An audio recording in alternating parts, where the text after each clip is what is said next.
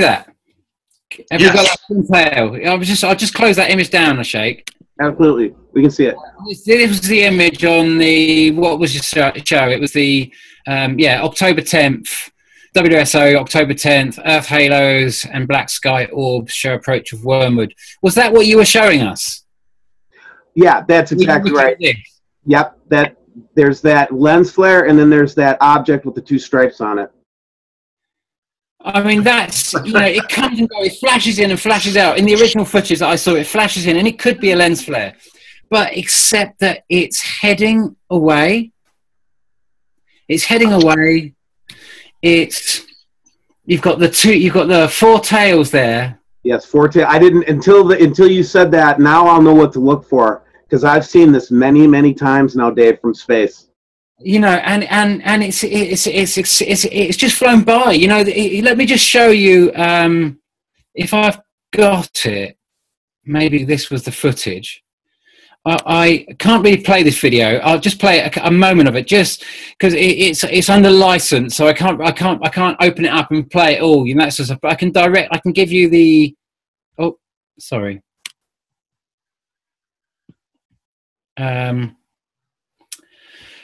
Breaking news: strange object falls in North Carolina sky, 22nd of September. You remember, we were all told, NATO told us, that we would expect a meteorite to come, close encounter with. And there we have this thing moving exactly. I'm just going to play you just a few seconds of it, observe the way it tracks. You can see this is not in our atmosphere. This is up in space, moving much slower. If this was in our atmosphere, it would be sliding by at a ridiculous rate.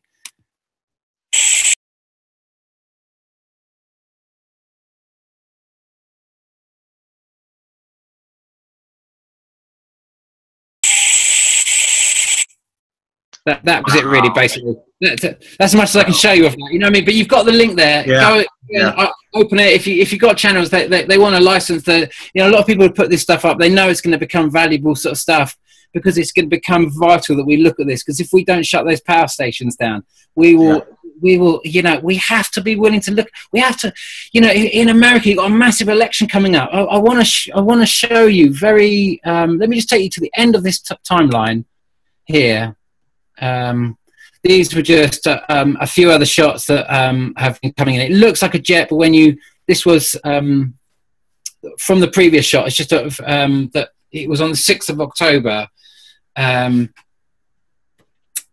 by the previous video maker now, 71 something star. I can't remember, Blue Star or something, Blue Star 714 or something. You'll see it in the previous video.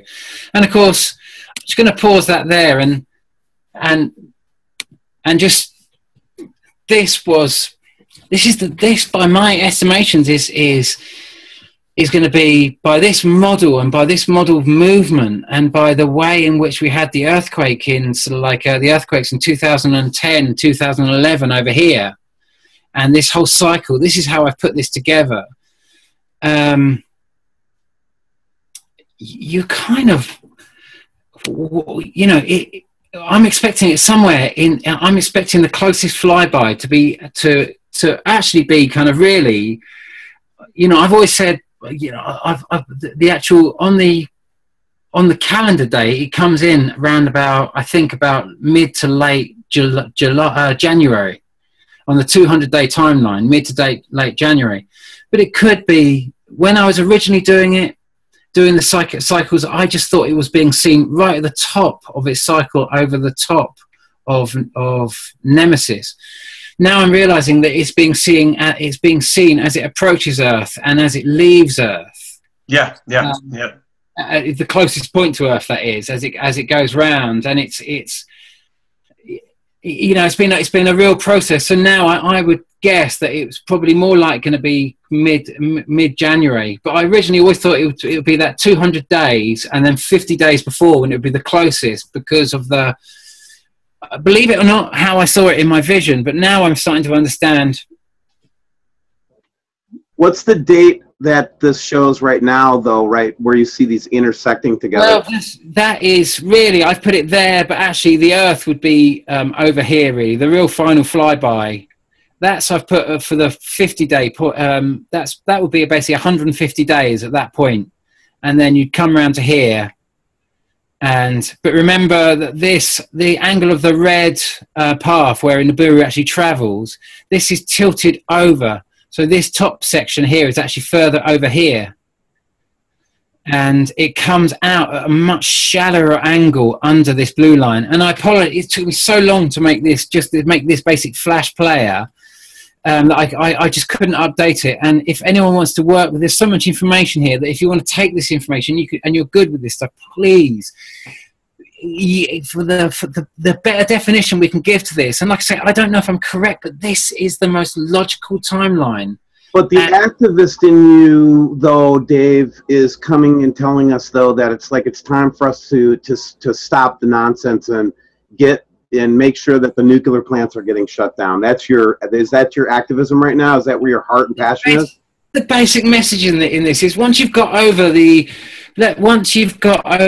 shock of this thing, and you realise, okay, all the evidence is there. You know, we've got a sequential form of information that tells us, you know, it could be that there's a different model and it has gone over the top. It's really got a much wider model, and it's out near Jupiter. And this thing that would almost suggest this thing is almost just beginning. But by my maths and by the sightings that I've seen and I've witnessed, this thing is hiding in plain sight. And when Matthew Rogers' shot came up exactly when I was expecting it, you know, like Venus comes up.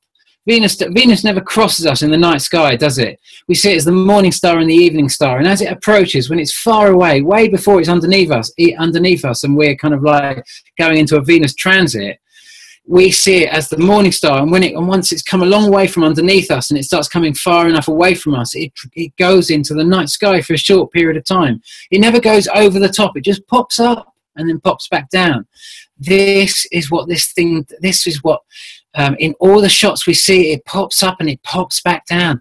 You don't see the shield in nighttime. You see it in daytime. It's always being protected in daylight hours. It's like an eagle. It's coming from the sun. It's coming from the bottom of the southern hemisphere of our solar system, and it's tracked in.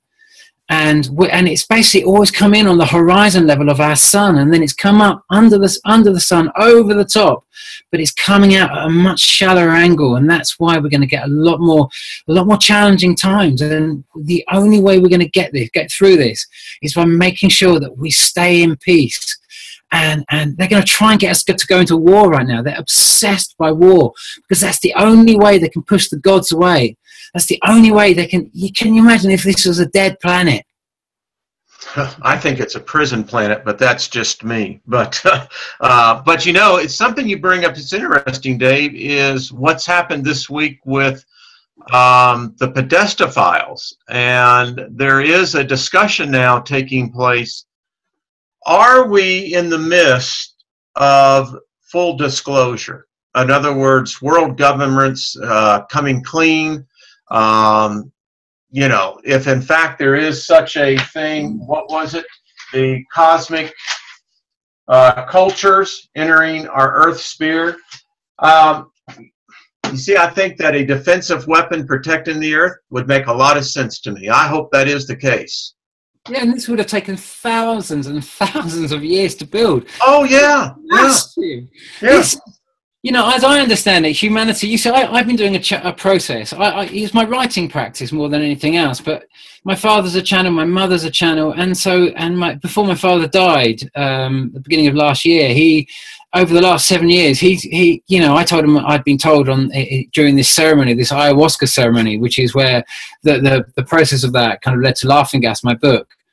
Which that's not a plug, by the way. Can I just say, if you ever want to download my book, you can go to my Facebook page. Send me the link, Dave. I'll have it up for you.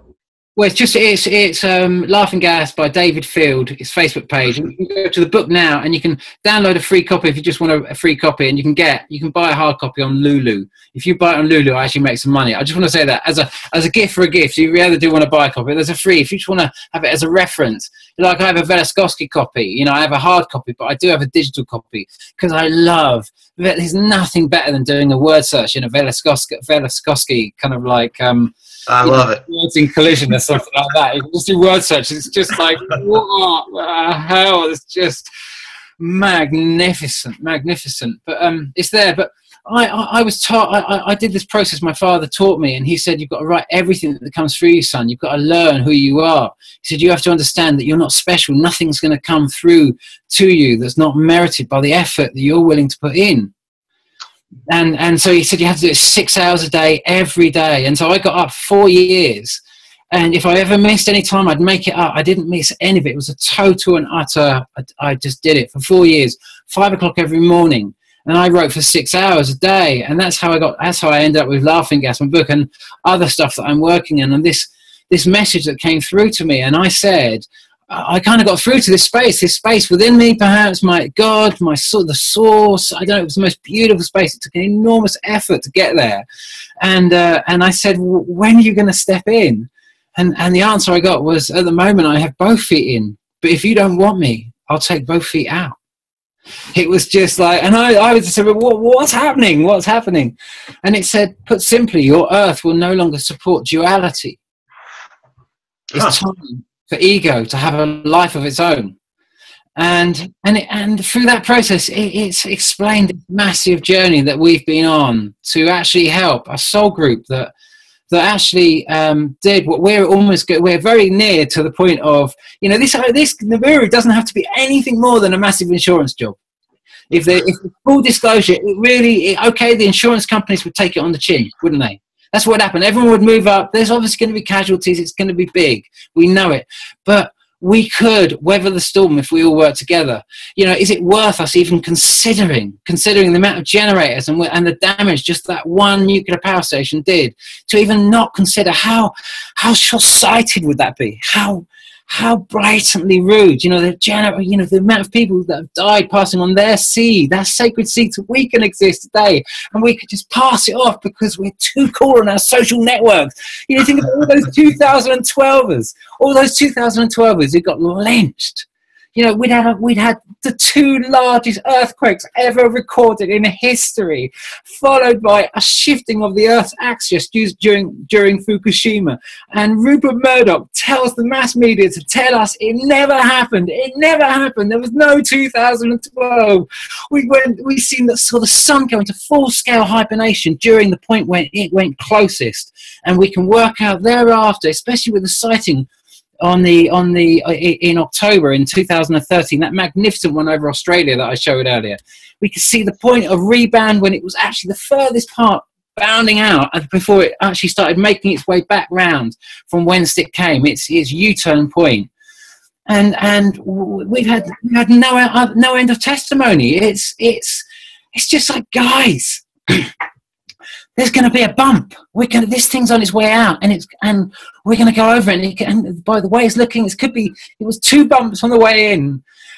There's likely going to be 2 bumps on the way out, but there's going to be one really close flyby. And I'm on mind, this close flyby is coming in pretty soon. It's just like, what would it hurt to switch the generators off and just try to arrange ourselves in such a way to try and do the maths here? We can see it all laid out. I might be wrong. I might be completely wrong. But at the moment, it's a very clear model. And like I say, I can account for all of it. It could be over-engineering in my own mind. Dave, real quick, Wayne, you have to sign off. Did you have anything left to say? Yeah, I got an appointment I got to go to. But, Dave, I've enjoyed this immensely, and I look forward to the next time we all get together. Oh, well, Wayne, likewise, mate. It's great. Honestly, I've listened to you talk from the very beginning, man. You're a professor, man. You're an absolute professor. You're a genius. I'm like you. We're all searching. Man, I love you two guys. Keep it up, and we've got to stay together. Dave, That's you're right. That's right. Yeah, we don't have to be right. We just have to be kind. Be kind. Be kind. That's all. You don't have to be perfect. Steve, it sounds like it's coming to an end, but Steve, thanks for getting me on the show, man. It's been great having a chinwag, and there's nothing we can do. We're going to have you back, Dave. I just wanted to get your take on the recent and kind of work. I want to ask you just to work on or work it into your thinking, and I'll send you this physicist paper. Work that into your thinking and your model and see if it's possible that maybe it went over the other side of the Earth, or maybe it's just off a little bit, 6 degrees here, 6 degrees there. Just take a think at it. And if you have any feedback for the physicists, just let me know.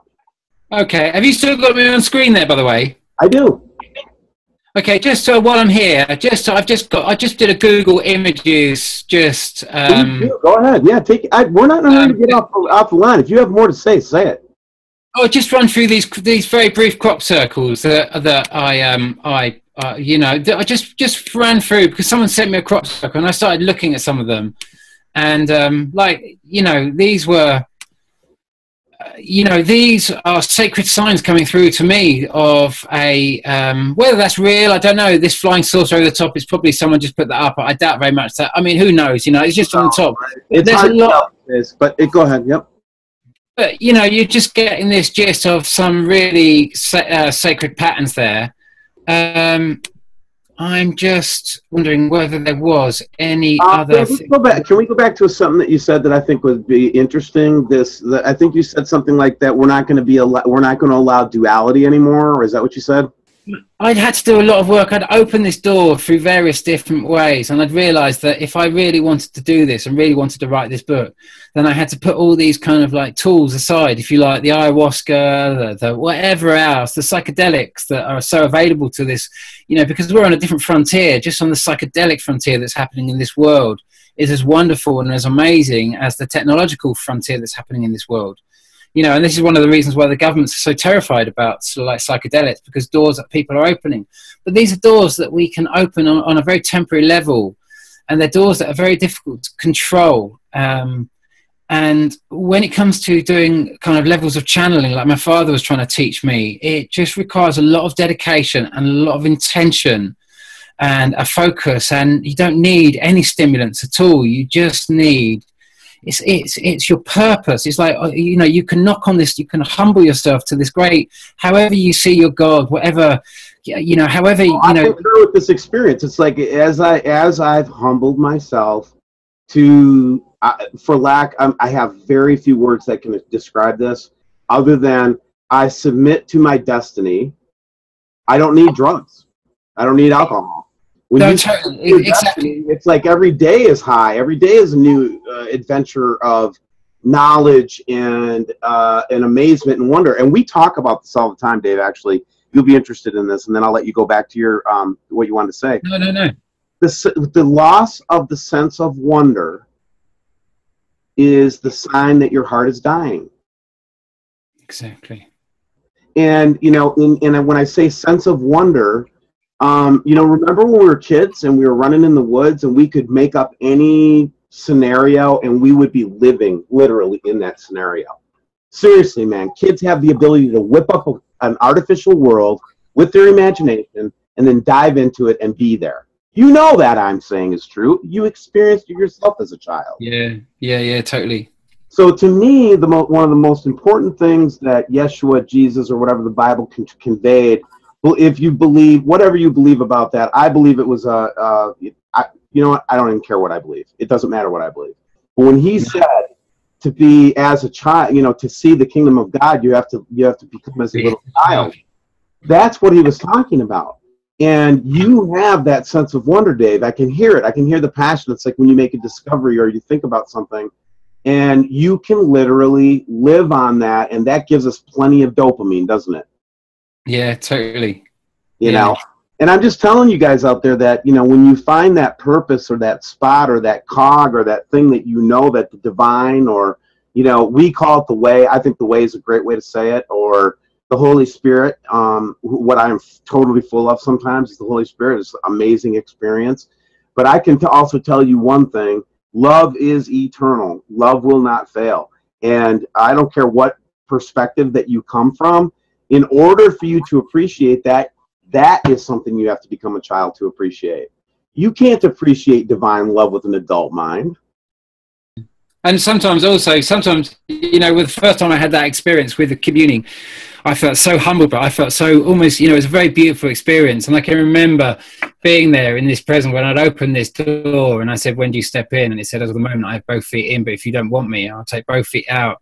And I had this kind of narration, and it was all coming out in my writing. It was just kind of like this flow of this concept, and I was opened this door, and I said, "But you understand, I I didn't come here because it showed me in a vision, the other side, if you like, my body on the other side, and friends of mine on the other side in this other world, and in this vision. And I said, you understand, I didn't come here to find out about this other world. I came here to, what had driven me was the 40,000 times more radioactive waste that was generated by the Hiroshima bomb that was dropped, that has been dumped on Iraq by, during the 2003 Iraq war, and the sort of like the devastation of nuclear waste that has already been perpetrated. And I was so heartbroken by this because of this whole experience I had where on this laughing gas experience, I was connected to all this pain. I was there in a bit of a compromised state and that sort of stuff, probably not really looking after myself at the best, just a bunch of mates. I was really drunk because it was all a bit, and suddenly I was just, in a moment, I was just connected to all of the pain. It was what it felt like. It was like having a complete nervous breakdown, but I saw a whole sequence of things in that moment. And so that kind of led me to there. And when I was there at this point in this writing stream, I said, you understand, I didn't come here to find out about heaven or anything else like that. I said, I only came here to try and find out how to stop the atrocities happening on my world.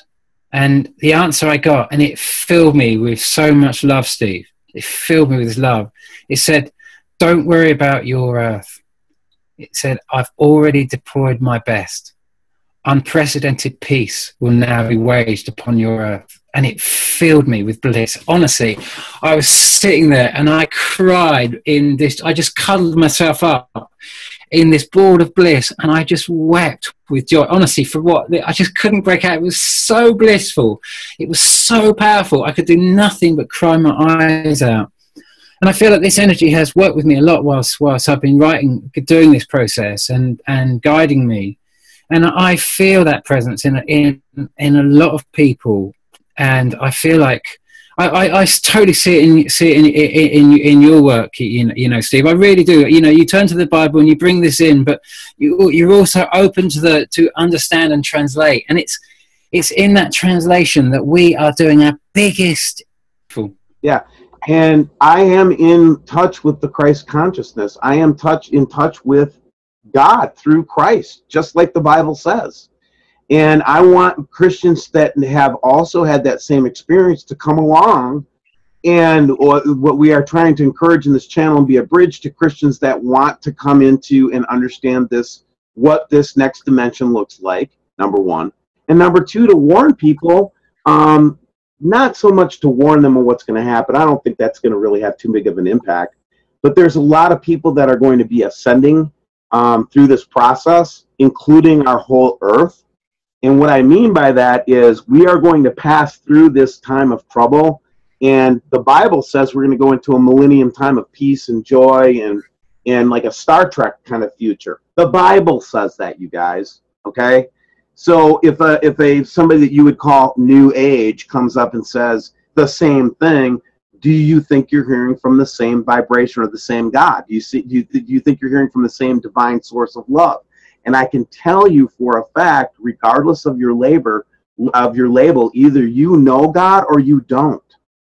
Yeah. It's as simple as that. Live it in your actions, man. We have to translate the Bible, not into words anymore. It's time to translate the Bible into actions and deeds. You know what I mean? Because we're going to be challenged in this. It's time to live that truth out, and you're definitely doing that with what you're doing. We're having to adjust our beliefs all the time, and to open our mind to. We're constantly having to break down our beliefs. We can't really get rid of them, but what we can do is we can outgrow them, and we translate things sometimes in ways that limit our view of the world. And sometimes, and we've got to realize that we can be we can translate the Bible in many different ways. And when we are thinking, when we're encoding the beautiful fundamental messages of the Bible, which are just beautiful journeys of what that we can understand, these almost Shakespearean tales, of beautiful tales that show real clear justice, rather than getting too lost in the text, which we know is a translation. Why I often talk about Mary Magdalene up here, because if we're going to think about Jesus, we've got to think about what drove, what was Jesus's kind of like, what was his muse? Maybe it wasn't Mary Magdalene, but I've got a funny feeling there was a muse there, and I wouldn't be at all surprised if it was Mary Magdalene. And that's why I often follow the story of the Cathars up here in the Pyrenees, and look at similarities in that story, because it's the plight of going into the true Gnostic way, which is into the heart. I went to a Cathar talk recently, and the first thing they showed you was all the zodiac. This was at a Cathar talk. They came to Glastonbury, and they showed the zodiac, and it was all around the room, all what we would call the zodiac. And they said, "See around you, you're a zodiac," and everyone was just like, "Yeah." And they said, "This is your prison." They said, "This is the limitation you have placed on your universe that you do not see beyond." That's how they started, man. It was just like, you got a big universe all around you. On the one hand, you say you're humble, Christian or Muslim or whatever, right? But yet you get to define the universe? I'm sorry, wait. Doesn't humility imply that you don't know? So what makes you think you know so many things? That's the thing that's been unraveling me. That's what the thing that the Creator's been doing to me, is to say, look, man, if you're going to admit that you don't know anything, then when I teach you something, you can't throw up on it. You don't get a right to throw up on it. You ask me a question, and I'm telling you the truth. There are multiple races in the universe. The Father told me that. The Father told me that there's a rescue mission on its way for us right now. Yeah, that's what he told me. Now, you can think I'm crazy, but I'm also here to tell you that there's hope. But just like what my brother here, Dave, is saying, David is saying, look, man, we can't, just because we're going to have another pass by of a celestial event doesn't give us the right to destroy the whole planet. Yeah, I mean, that's just an insurance job, isn't it? Let's be honest, just an insurance job. If those reactors go bang, that's end game scenario. You've seen the damage, and if it's, like I say, and I keep stressing this point, if, outside of whatever opinion you might have of me or Steve or anyone who talks about this sort of stuff, is there any part of you that would want those generators shut down during a estimated, if we could put an estimated time together of when this thing is likely most going to affect us, how much of a percentage, when would you sort of turn around and say, actually, he might be mad, but maybe we should shut down the generators for that time? The rest, however we get through it, if everyone chooses, they're going to present us with an opportunity of war. They want war at the moment. They want to lower the vibration as much as possible. They want to prove, because if our vibration is low, the gods can't help us because they cannot aid a process. That's my message. If this planet is of war, this war cannot go from this place, because that which created it would thus be a war itself.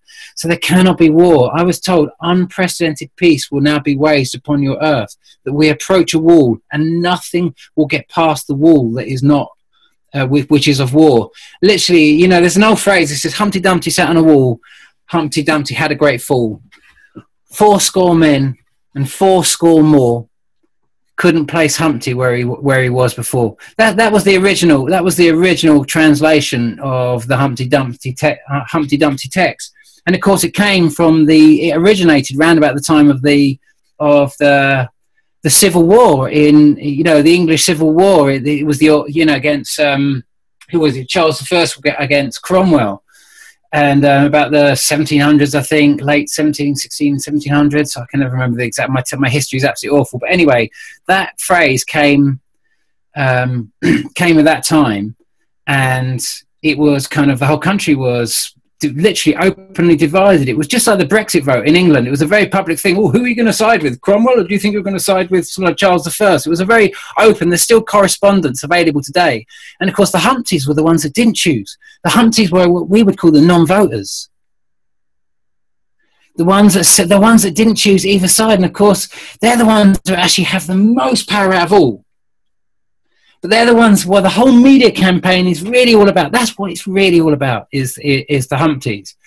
And really, that if all the power that is available now, I would tell everyone that really this is all about, that you're the biggest problem problem here is not Nibiru, it's not Nemesis, it's the nuclear power stations that are going to be in operation during this passage. That's what this is all about. That's what this is all about. And the grace of God is going to be needed within us, but only by living that grace to the fullest. As it says in the Bible text, as it says in the, follow the grace, translate it to the highest good, not the lowest, not the lowest. Use all the knowledge and teachings you've got to be the best human you can be right now. We've got to be able to look at this. We've got to be able to be the best people we are. We've got to walk the wisdom. Now, we've got to bring the teachings, we've got to bring the translations of these teachings into our lives now. Lovely girl from Virginia, bless her, just put me a lovely cup of tea, has just showed up, and I'm just looking at the time, and you realise it's nearly. I'm sorry, I didn't even think. Right. I've got Michael Rivero's website open here. What really happened, and he just scrolls lots of articles and that sort of stuff. I do love Michael Rivero's. I've always been a great fan of his. I was a bit gutted when he was very pro the whole Brexit thing. I've got to be honest, because I was obviously, I'm in Europe now, you know what I mean, and whether I personally wanted to be part of Europe. I like the trade links and everything else like that, and we've heard that what Theresa May kind of said at the beginning of the month, saying that border and securities is more important than trade with the bloc, as in the European bloc, and that has terrifying implications by that phrase. We've seen this latest news that Britain is going to make it. I don't know how difficult Britain's going to make it for this Russian aircraft carrier to pass by our waters, but that's coming up in the next few days. That's causing a lot of attention. But he's just brought this little this article up, and it's very interesting. Publish a world map and mark all the US military bases on it, and I chanced upon it, but I just noticed that the sentence that Putin actually came out with, that he's highlighted here, is very telling. This is so Michael Rivera. He always gives a little sort of like cover of kind of the overall picture. But this is Putin. He says, let me tell you something. There is no need to fear Russia. The world has changed so drastically that people with some common sense cannot even imagine such a large-scale military conflict today. We have other things to think about, I assure you. Yes, we do, don't we? Those underground. So he's not thinking about a military action, but he's building massive underground bases. But he's not considering any full-scale military action. So what does he mean by that? Why would you build underground bases? And I'm of the mind that Putin speaks a lot of truth. I've got to be honest with you. I've seen the way he's conducted things. I've seen what's happened in Syria. People think he's just there, so he's going to cash in on the sort of rebuild. He was invited in by, Assad. This is all efforts to make a war happen. We don't want to fall into this horrible, putrid story. We are just going to have to realise we're going to have to try and do everything to wage peace at this stage. We know what's got to happen. Our priority, believe it or not, is getting those nuclear power stations switched off right now. Believe it or not, that is it. We might all kill each other, bloodshed, and just leave a few left. But if those nuclear power stations are still there, that those people, whoever left, they don't have a future. And no matter how few of us are left, nature will take over. If we can stop those nuclear reactors going off everywhere through the passage of this, if we have too much social network status to even consider this, because it's just, it damages climate change, or I'm earning good money out of the whole climate change story, and this ruins the whole thing. However you see it, whatever it is. You've got to really decide how cool you are right now, and how much whether this really needs any attention, because this corroborates. Don't it, Steve? You know yourself. This is just too big. It is too big, and I think you're right. The wage peace thing has just resonates with me. That's the other thing I've heard before too. Is I've heard waging love, waging peace, and people. I'm telling you, weapons of peace and love are just as world changing as weapons of military conflict. So you can see in history how military conflict has changed the map of the world and things like that. You don't understand. when you wage peace, it changes universes. It changes galaxies. So you don't understand what you're dealing with. This is a peace, not movement. This is a peace invasion. Steve, you realise you're a Gnostic. You don't. I realise you are a Christian Gnostic, mate. I don't know if you actually it really killed me so hard so many times. The fact that I'm even alive right now surprises me. Most of my ancestors and my lineage would have been. What? You speak your truth. You speak your truth. The most powerful thing you can ever do in these times is speak your truth. That is the most powerful being. How can you argue against peace? How can you argue against love? How can you argue against faith? How can you argue against hope? Tell me what's wrong with that. Tell me what's wrong with that, you hypocrites. Because I'll tell you something. Peace is coming. Amen. And it will change your behavior. Yes, it Amen. will. And our women. Amen. And our women. It's a bit like his story. Her story. Please. And then I have to, like, again, when you start to realize that truly it was, one of the things that Genesis definitely makes clear is that there was a war on women from the beginning. And this war, this bitterness against our most important resource, obviously we're all important, but how can you turn the back on the maternal? How can you turn the back on the first 10 to 15 years of your development and just throw that out the window and assume that it has no impact in any cosmic scale? The Father has very little influence on you, buddy. Let me tell you right now, it's your mama that raised you. It just was. Or your grandmama. Yes. Very rarely your grandpa raising the kids, right? Yeah. It's totally So true. the maternal and the female and the power of the feminine, along with the fact that God is love and he's not an asshole. He loves people so much, Dave. He is she in my world.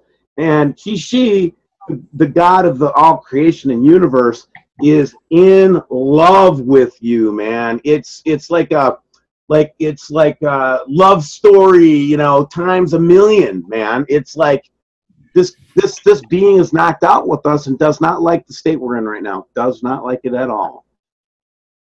Amen to that, brother. Then you go to the Buddhist, and I got more comfort from this. Is in the early stages of my knowledge of this. And then I'll let you go, Dave, because I know your lovely girlfriend is there. But in the Buddhist religion, they talk about cataclysm in the kind of the same cyclical way that a Hindu might, right? And but in the Buddhist mind, it's all part of the natural process, and they know that mankind has a tendency to get so evil and so hard-hearted that every so often nature just has to come down and whoop our ass. Buddha obviously talks about the hungry ghosts and things like that, and I've talked about that in some of my videos about Mars, and I've got some because I came into my whole story about Nibiru via Mars, and that's when Davy Dobbs was considered really quite mad, but it was quite a friendly mad. It was just like, oh, Davy's on one about Mars, blah blah blah blah blah. But it was through Mars that I actually discovered Nibiru. I had to obviously get into the geology of Mars greatly. And the whole geology of Mars kind of brought me to the whole kind of, I suppose, what's his name? Who does the Lovelock? James Lovelock, the whole kind of Gaia theory sort of side of it. And he's had to try and find a real simple understanding. He's really kind of brought a lot of information together to try and come up with a very simple explanation of the carbon cycles and showing carbon cycles and what have you, and not just the concept of Earth as in trees releasing oxygen and breathing in carbon dioxide, and humans obviously and animals breathing in oxygen and breathing out carbon dioxide, and this simple circle. But he's showing how how I would translate how the moon makes the sea salty, how the moon's movement create the waves trap oxygen, trap air. Carbon dioxide gets drawn into the water into carbonic acid. Carbonic acid separates the calcium out of well, not so much granite, but out of basalt anyway, which is the main content of the upper part of the magma of this Earth, which makes up, like Hawaii is mostly basalt. It's and how you see this breakdown process, and this absorbs massive volumes of carbon dioxide, and in the process breaks down the actual rock into all these minerals, releases. It literally takes the two molecules of carbon dioxide, literally separate calcium from bedrock and produce like clay-like mass. It's like the kingpin taken out of matter. It's the way in which life is made. Without the carbon dioxide, you couldn't take the calcium kingpin out. Without carbon dioxide mixed with water anyway, you couldn't separate the calcium kingpin and release the entire range of minerals that go to make up life.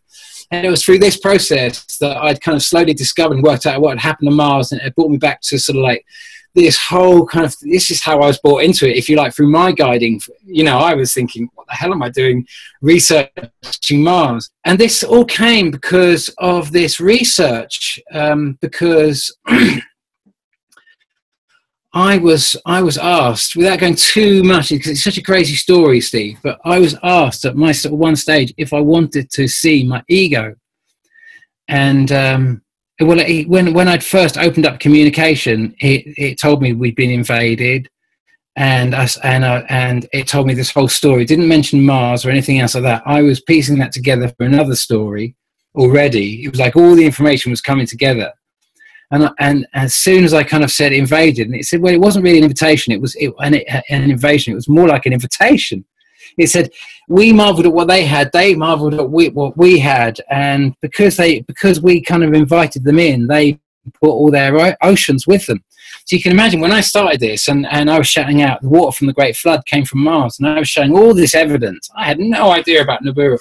I was following this whole kind of Buddhist text, putting a whole other series of information together, saying, guys, I know it sounds crazy, but you know, if you don't really want to, you can believe what you like, but ultimately the Earth has just gone from 60 million years to being 4.4 to 4.6 to 4.8 billion years old, just because of discovery of some zircon around about the Seychelles and various deposits that has just jumped the age of Earth to the same age as Mars, exactly, as in the exact same zircon fingerprint. Zircon being the oldest, you know, carbon-16 dating takes you up to what, 2000, what is it, 2600, so sorry, 5,600, so it's about 2,400, 2,500, 24,000 years, sorry, about 24,000 years in total through carbon-16, all the different half-lives.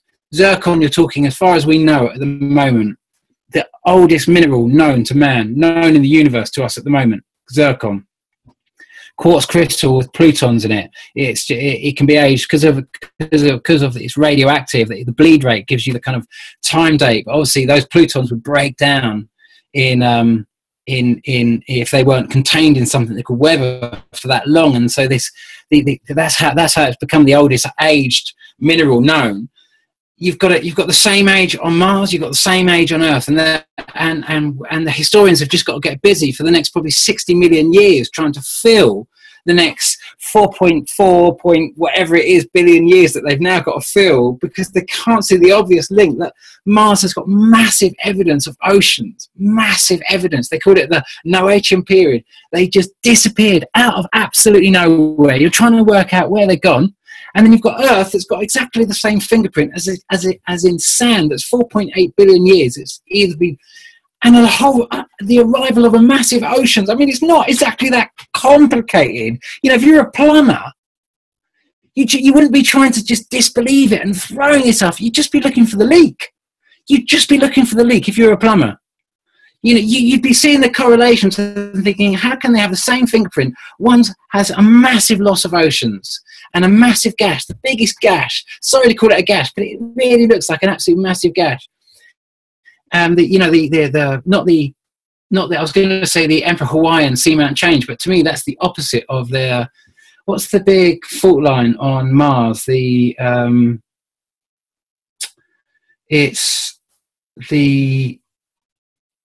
runs a quarter of.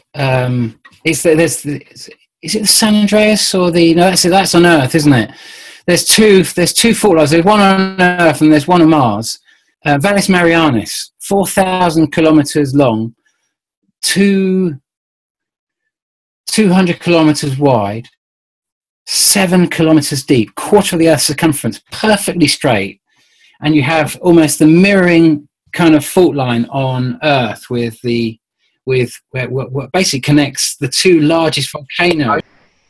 No, I'm saying that Mars had this exact same thing going on. This is the same story repeating itself. And Mars chose to go into war. It detonated a hole before it passed. It wanted to escape this because those that were ruling on Mars were totally of war. They were aggressive. They were invading other worlds. When it showed me Nibiru in a vision, it was so shocking. I went to my computer, no ayahuasca or anything. It was just a perfect vision. It was the first vision of it, and I was woken with a vision of it. I went to my computer. I went straight to my computer after seeing it, and I went straight to that space. It sometimes takes me months to get into that space, Steve. I have to research thoroughly until I'm thoroughly researched. It will not. It says you write half and I'll write half. That's what it says to me. I have to do my research, as it won't give me anything. If I'm not willing to come halfway and do the maximum amount of research and do the maximum amount of effort, it will not spill the beans. It just works like that. But when I saw it, I went straight into that space after the vision. I went straight in. I opened my computer first thing in the morning, and I just said, it misses, doesn't it? And the answer I immediately got was, yes, it misses. It is not human karma. It is deemed you are not a race at war, but you are a race subverted with war.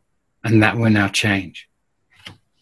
And I was just released from it. I was like, okay, thank you. Just wanted to make sure, because that looked pretty close flyby as far as I could see. I mean, I couldn't believe I was seeing the flyby that I saw. It was a magnificent vision. You know, it's very, very clear.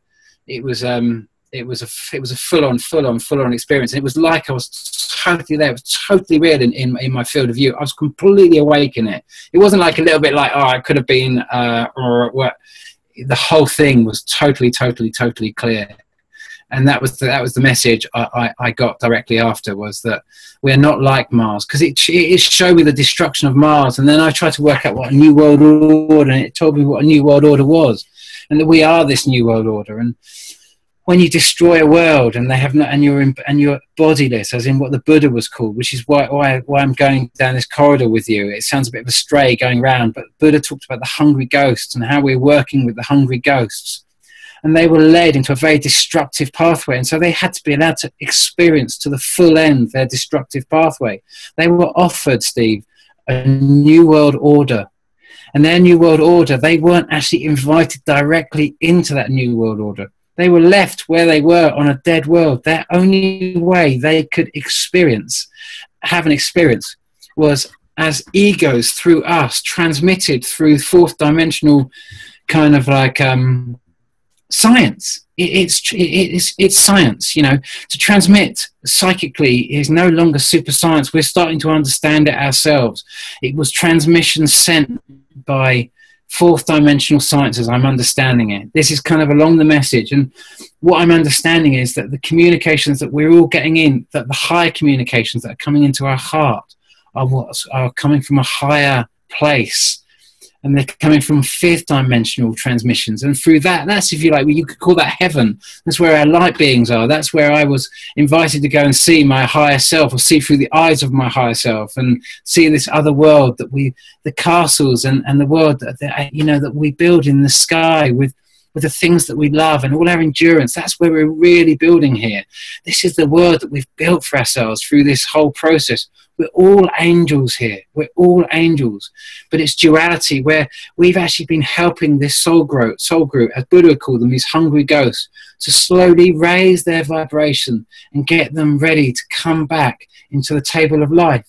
And so what he explained to me is we've had to live out everything that happened on Mars. So we could, if you like, drop down to their vibration. Not to say they were on a low vibration, but they were on a very warring vibration. So there's been an exchange. Domination through this, unless you can rise above it, domination, which has been it's been an incredible anvil for the anvilers to forge, like a soul is forged upon these anvils. And there's very rarely been opportunities that Earth has given for this massive evolutionary step on so many different levels, on the human level, on the ego level, massively increasing their chances of raising their vibrations so they can have a sustainable life again.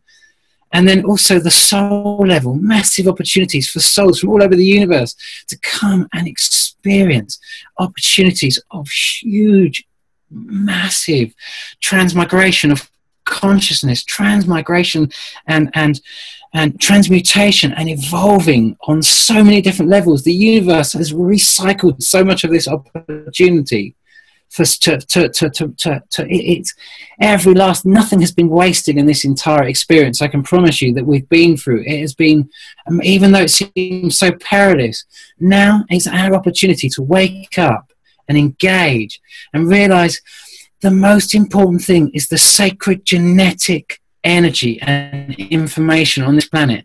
Our genetic information, all the plants and everything else, all the seeds. This is where we can touch God. This is what we've got to do. If we want to touch God, then we've got to, we are God embodied in this sacred genealogy, in all of this genetic information which makes life on this earth. This is where all our attention needs to go, all our attention. If we can focus on that and not let this go into a complete nuclear disaster, if those nuclear reactors are shut down, even if they get smashed open, they're still not pumping out radiation, not like Fukushima. When you go into meltdown, you are spewing radiation. Protons and neutrons are leaking out of that. It's going to return to lead eventually, but it's going to spew radiation. It's going to spew toxic radiation. We can avert that by simply cooling those things down, shutting everything down, getting everything to a stable place for the passage. See the image I've got there, Nemesis being eclipsed by and plasma discharge. These sort of bodies we are going to pass. They're next to the sun. They're not in our night sky. They're just coming. I mean, that is our night sky. Don't get me wrong, but you can see that they're only just come. They're very near the horizon level. They're just coming up now at that point, and they will go back down again a little later, because we're just getting the views of them. We're coming round to that point now, Steve. But they're there. Steve, Jeff's caught them. It's real. It's happening. I might be wrong with what I'm getting. This is my translation of how I receive these words. No, because look, it's coming to this is all rational discussion here. You know, that's the thing that really bothers me, is they try to make us look irrational, when I feel like we're having the most rational discussion any two men can have on this earth right now. We're talking about compassion. We're talking about love. We're talking about togetherness, that we're all one. We're talking about shutting down nuclear reactors prior to a cataclysmic event, knowing a plan for that. Can anybody tell me what we're saying wrong here? It's a difficult subject, though, isn't it? It's just but you're going to make me look like I'm the rational man in the room. I'm asking you to shut your nuclear reactor down. That's a rational thing to say, isn't it? Sorry, I'm very emotional. You know that now. Now you know me a little better. Listen, Steve, lovely being on your show, and great. I'm so pleased we did it with Wayne Steiger as well. He is absolute legend, and I'd advise anyone to really start. You know, he's got some great things to say. He'll take you through it bit by bit. The great thing is that, you know, if you watch both Steve's, I'll just say this for you, Steve, for your benefit, as well as Wayne's. If I watch your work, if I catch the next day's footage before anyone's had a chance to take anything down, you can literally go onto the NASA sites and you can literally click on these images and follow you guys along. And I do it all the time, and I try and track it down. I'm like, oh my God, you know, all the time I'm doing it, and then they disappear later, and you got to do it yourself. You got to go download a Suchi movie and see it and watch it yourself. We're not making this stuff up, man. It is there, you know. And Matt Rogers, great to see you back on the show, man. Great to see you back on the show. But do us a favour, man. Just get the whole video up there. Let people trawl through it, because I'm noticing that people really like the whole information. And though they're long videos, you can put breakdowns and that sort of stuff. But my advice right now is get it up there. Do what you feel's best, man. But just know that right now, people are clicking on this like crazy. They want to know what the hell's going on. Like you say, the big message from the White House coming down, saying there's something coming in, whatever they're saying. You've got the same thing from Russia, same thing from Merkel,